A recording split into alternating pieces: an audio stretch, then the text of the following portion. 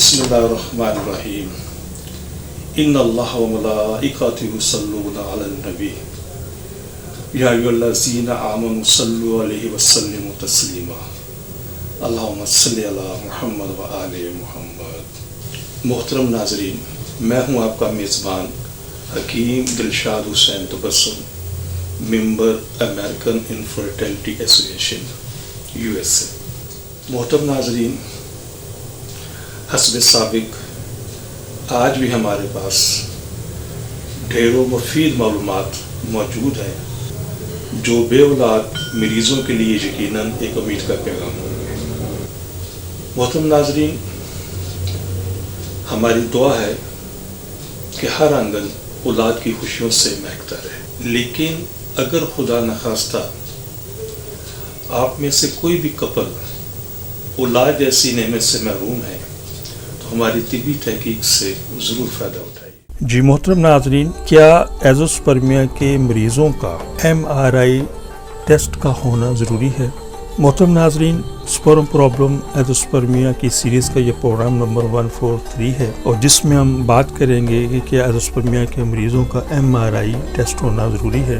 MRI basically इसका जो मुख़फ़्फ़फ़ है, इसका मतलब है मैग्नेटिक रेजोनेंस इमेजिंग, यानी कि MRI इसका जो लफ्ज़ मैंने बोला है इसका ये एक मुख़फ़्फ़फ़ है स्पर्म प्रॉब्लम और एज़ोस्पर्मिया के मरीज़ों के लिए।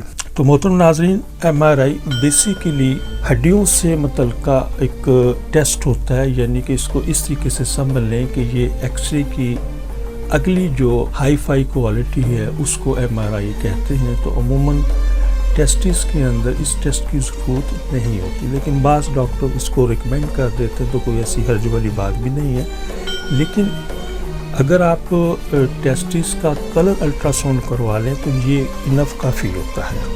और ये टेस्टिस का अल्ट्रासाउंड के हवाले से मेरा प्रोग्राम नंबर 572 मौजूद है, वहाँ से आप तफसील ले सकते हैं। बाकी 5% मरीज़ों के लिए दूसरे टेस्टों की ज़रूरत होती है, जो मैं पहले भी बता चुका हूँ कि टेस्टिस का जो अल्ट्रासाउंड है 95% पेशेंट्स के अंदर ये एक सिंगल टेस्ट एज़ोस्पर्मिया के हवाले से और कुछ चीज़ें एस्पर्मिया के हवाले से और स्पर्म प्रॉब्लम के हवाले से वजाहत कर देता है। 95% मरीज़ों में 5% मरीज़ों के अंदर अदर टेस्ट की ज़रूरत होती है और अदर टेस्ट के अंदर MRI भी शामिल हो सकती है। जैसा कि मैं बता चुका हूँ कि ये बेसिकली एक्सरे की अगली एक फाइन शक्ल है, लेकिन बाज़ सूरतों के अंदर MRI भी हमें किसी हद तक इसके अंदर टेस्टिस के जो निज़ाम है उसके हवाले से मैं वजाहत के अंदर टेस्टिस का जो निज़ाम है उसके अंदर जो डिज़ीज़ है उसकी वजाहत करने के अंदर काफ़ी हेल्पफुल होती है। तो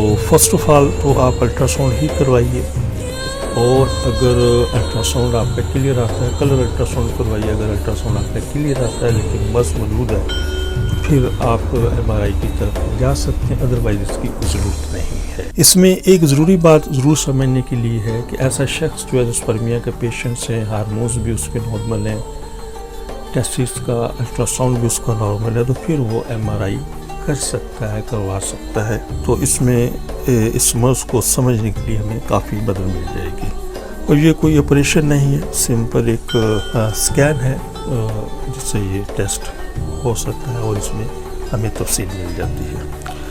अल्हम्दुलिल्लाह हमारा दायरा गुज़श्ता 38 साल से ख़वातीन और हज़रात के जो बेऔलादी के अमराज़ हैं उन पर बड़ी कामयाबी से इलाज कर रहा है।